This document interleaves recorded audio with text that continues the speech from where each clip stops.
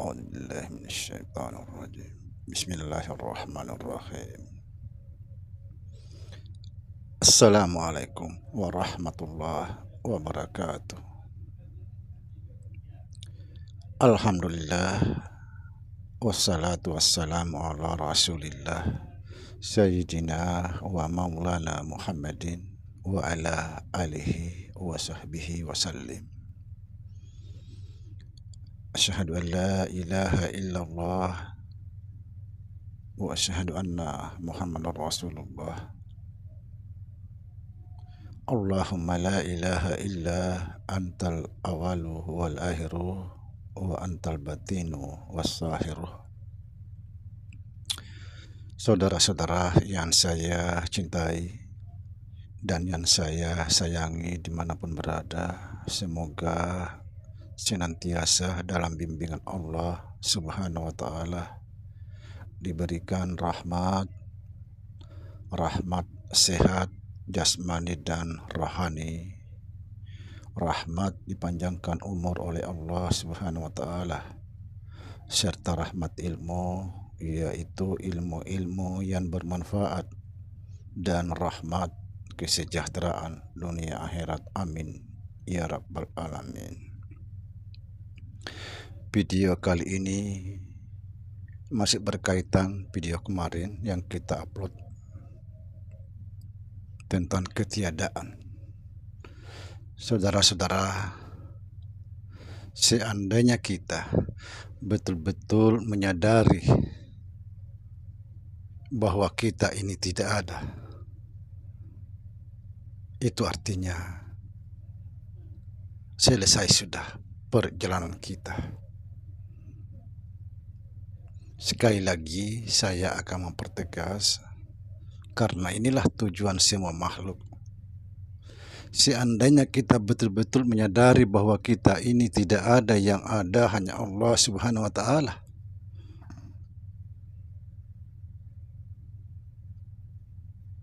itu artinya kita sudah selesai. Tujuan kita sudah sampai. Kita sudah terbebas. Tidak lagi mengerjakan sholat, tidak lagi mengerjakan puasa, tidak lagi membaca Al-Quran, tidak lagi berzakat dan lain sebagainya. Karena semua sudah diambil alih oleh Allah Subhanahu wa Ta'ala. Cuma ini jangan disalahpahami, bukan berarti kita tidak sholat. Tapi di dalam sholat itu semua adalah tindakan Allah. Puasa adalah tindakan Allah. Membaca Al-Quran semuanya adalah tindakan Allah. Kita tidak punya daya upaya lagi. Kita semua sudah serahkan kepada Allah. La haula wa la quwata illa billah. Luar biasa. Inilah tujuan kita yang sebenarnya. Kita sebenarnya tidak ada. Yang jadi masalah kita yang selalu merasa ada. Inilah yang paling berbahaya, karena kita tidak mau keluar dari kesombongan. Kita tidak mau keluar dari keakuan. Kita tidak mau keluar dari kesesatan. Saudara, ketika kita selalu merasa ada, kita tersesat, kita mimpi buruk. Yang harus kita pelajari, bagaimana cara supaya kita betul-betul merasakan kita tidak pernah ada.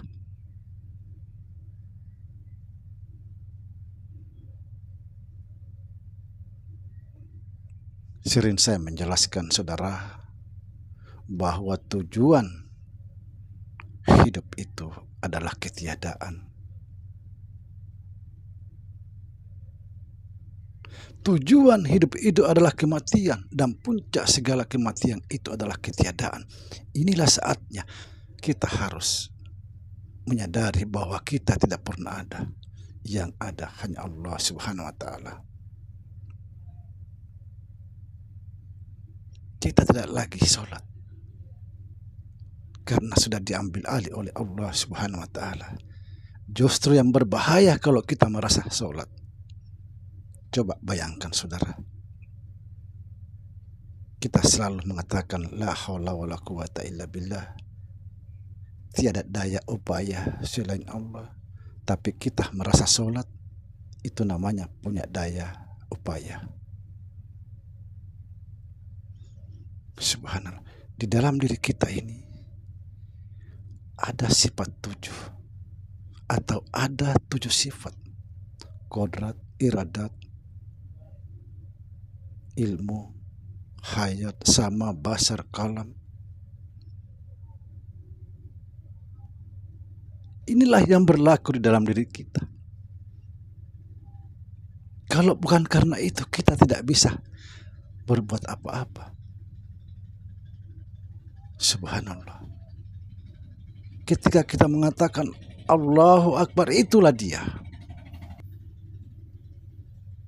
Ketika kita mengatakan Allahu Akbar, itulah dia. Itulah yang disembah dan yang menyembah.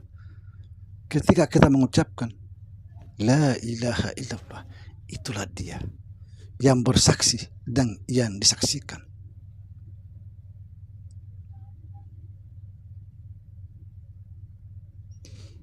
Ketiadaan adalah semua tujuan.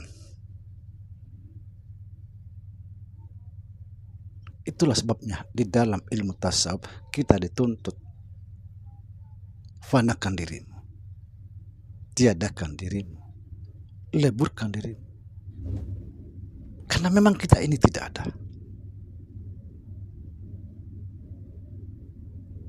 Saudara, belajarlah bagaimana caranya agar kita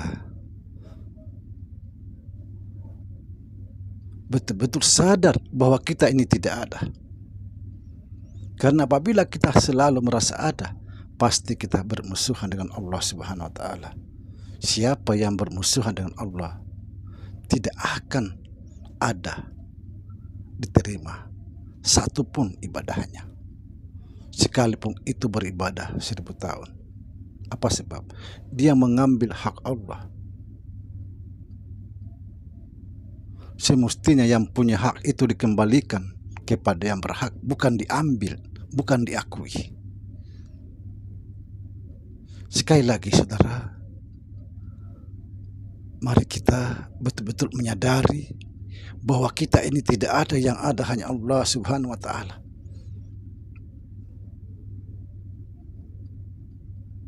Ketika kamu sampai pada tingkatan ini, ketika seandainya kita mau dimasukkan dalam api neraka, pasti api neraka itu padam.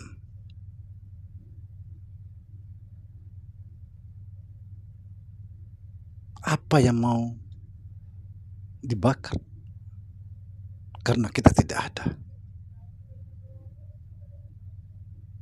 Mari kita bertaubat,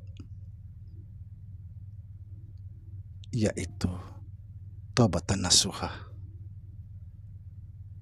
Kembalikan diri kepada Allah Subhanahu wa Ta'ala, karena diri kita ini adalah haknya Allah. Kembalikan semuanya, jangan pernah merasa ada. Kalau kita masih mengambil hak Allah, masih mengakui hak Allah, itu belum bertobat. Yang dimaksud bertobat nasuha, mengembalikan hak Allah yang ada pada diri kita. Karena harus dikembalikan kepada yang punya hak.